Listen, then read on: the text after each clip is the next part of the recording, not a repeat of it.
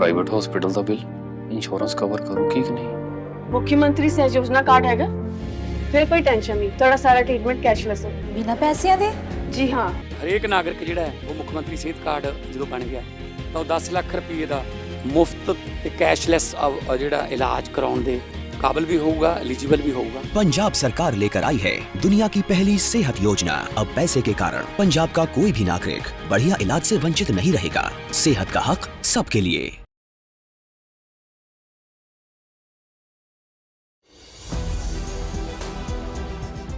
जय संविधान, जय भीम, महात्मा गांधी की जय, गोडसे मुर्दाबाद।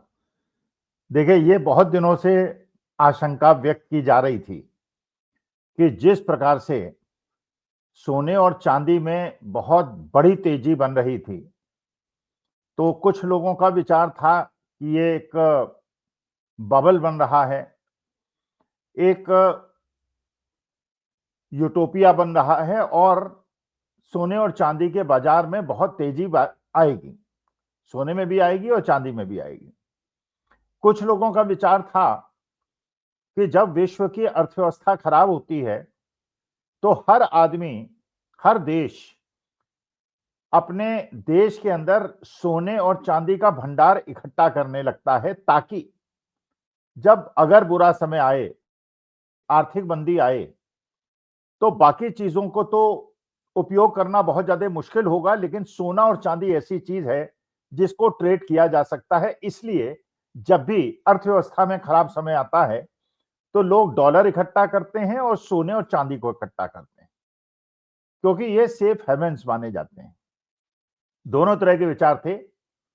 सोने और चांदी में जिस प्रकार की तेजी पिछले 2 साल के अंदर दिखी, और भयंकर तेजी दिखी, जिन्होंने निवेश कर दिया था उन्होंने बहुत पैसा बनाया, जिन्होंने निवेश नहीं किया था वो पछताते रहे। और ऐसा होता है, ऐसा शेयर मार्केट में भी होता है, हर धंधे में होता है, ऐसा तो हर इंडस्ट्री में होता है। मान लीजिए आज आलू के दाम 2 रुपए हैं, आपने नहीं खरीदे या इकट्ठा नहीं किए, या उसकी फॉरवर्ड ऑप्शंस में उसके अंदर कोई पोजीशन नहीं ली, और कल वो 10 रुपए का हो गया, शॉर्टेज हो गई, अचानक 5 गुने दाम बढ़ गए, तो अगर आपके पास आलू है तो आप फायदा कमा लेंगे, और नहीं है तो आप नहीं कमा पाएंगे। इसी बारे में जो शेयर मार्केट के गुरु हैं डाउ जोन्स, इन्होंने एक थ्योरी दी थी, और उस थ्योरी के तहत उन्होंने कहा था कि मार्केट के अंदर या जीवन में हर चीज में उतार चढ़ाव होते हैं। हमारे जीवन में भी अगर आप अपना ईसीजी कराएंगे तो आपको पता चलेगा कि ये जो वेव्स हैं, इलेक्ट्रिकल वेव्स हैं, ये ऊपर नीचे होती रहती हैं, और अगर ऊपर नीचे ना हो तो इसका माने मामला खत्म है।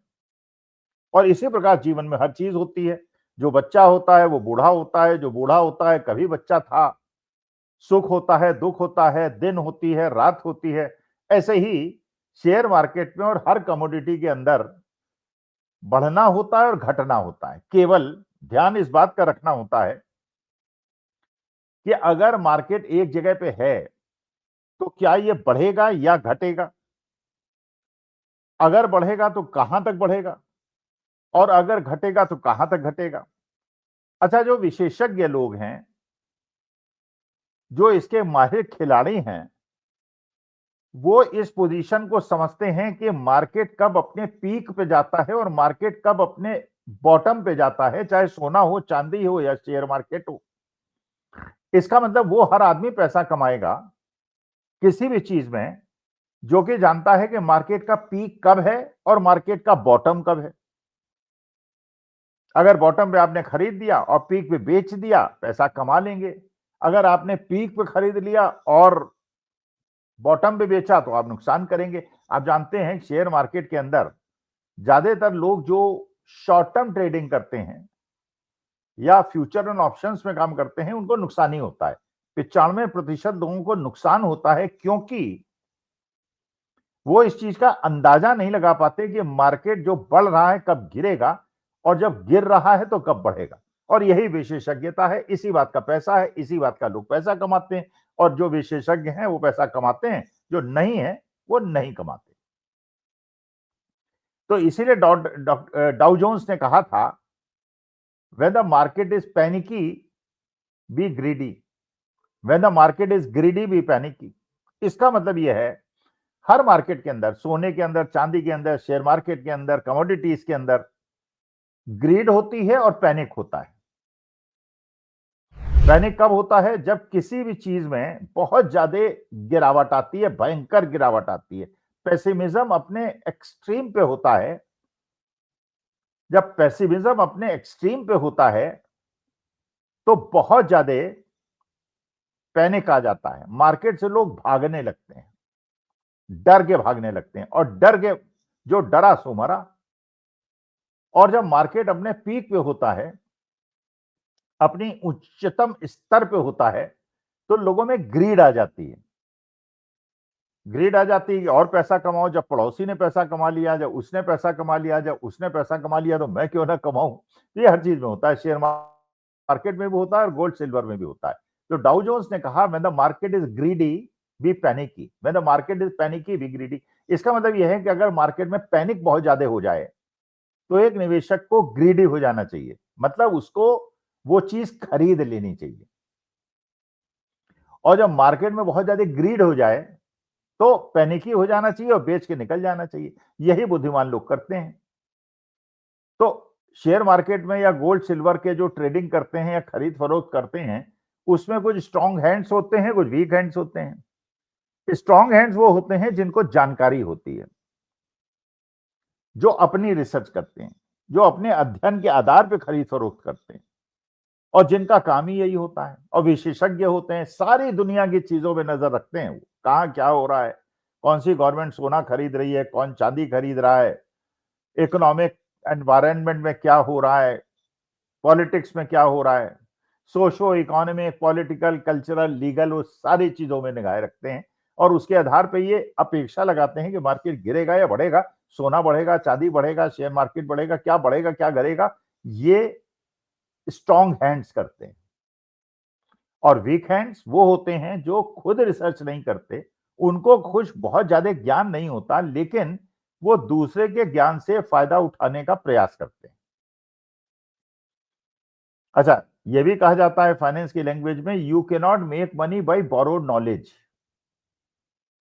मांगे गए परामर्श पे आप पैसा नहीं कमा सकते। आपको खुद अगर स्वर्ग देखना है तो मरना होगा, आपको खुद मेहनत करनी होगी, खुद आपको रिसर्च करना होगा। इसलिए मैंने अपने छात्रों से हमेशा कहा, मेरी बात पे भी विश्वास मत करो, किसी भी एक्सपर्ट की बात पे विश्वास मत करो, खुद रिसर्च करो, खुद एनालिसिस करो, टाइम दो, 2-3 घंटे टाइम दो, और तब तुम पैसा कमा पाओगे। और जितना पैसा तुम नौकरी में या और किसी चीज में नहीं कमा सकते, इसमें कमा सकते हो अगर तुमने ये फन में माहिरता कर ली। जैसे वॉरेन बफेट हैं, उनकी कोई कंपनी नहीं है, उनकी कोई इंडस्ट्री नहीं है, वो केवल इन्वेस्टमेंट करते हैं, खरीदते हैं और बेचते हैं।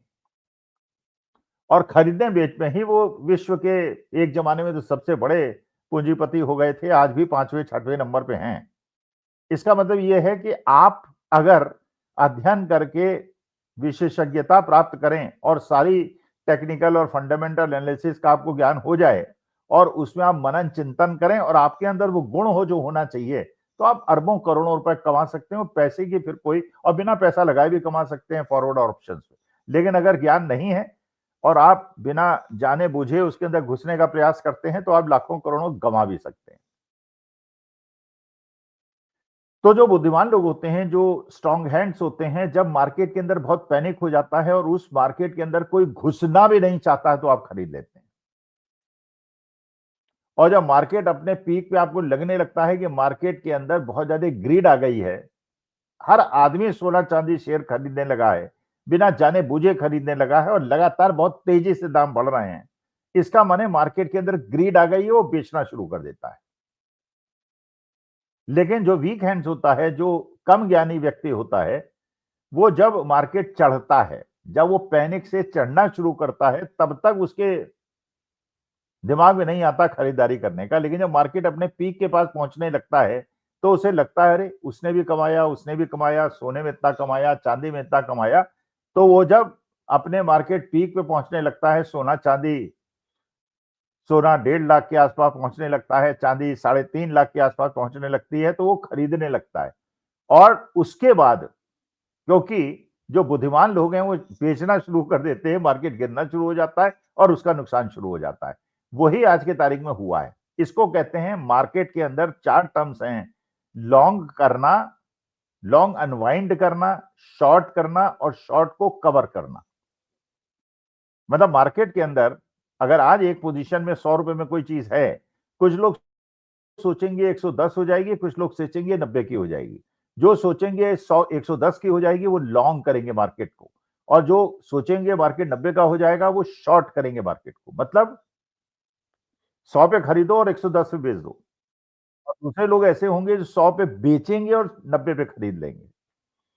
तो लॉन्ग हो गए जब आप 100 का 110 सोच रहे हैं, और शॉर्ट हो गए जब 100 पे बेचेंगे और 90 पे खरीदेंगे।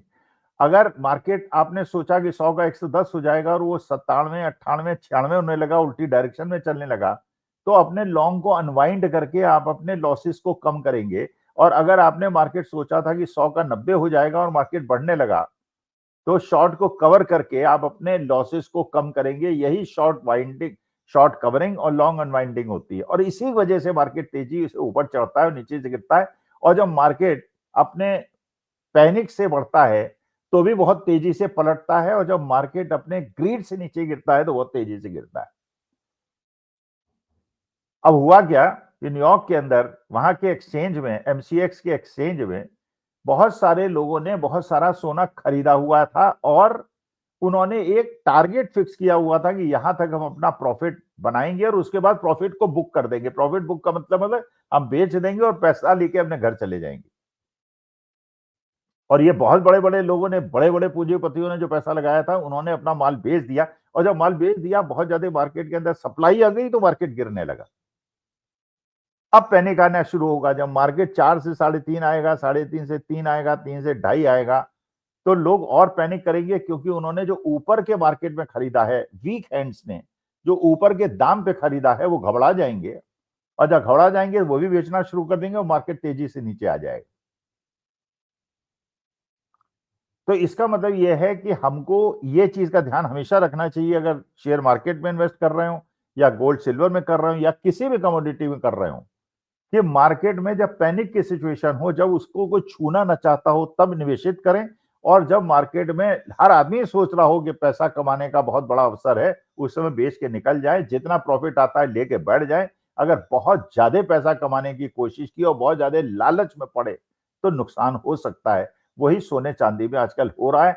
और अगर इसी प्रकार से स्थिति बनी तो इतनी स्टीपली ये चढ़ा था, उतनी स्टीपली ही ये गिर सकता है। मैं भविष्यवाणी नहीं कर रहा हूं, लेकिन अपनी आशंका और अपना अध्ययन और अपनी थ्योरेटिकल नॉलेज आपके सामने पेश कर रहा हूं। बाकी निर्णय अपने विवेक के आधार पे आप लीजिएगा। नमस्कार, धन्यवाद और प्रणाम।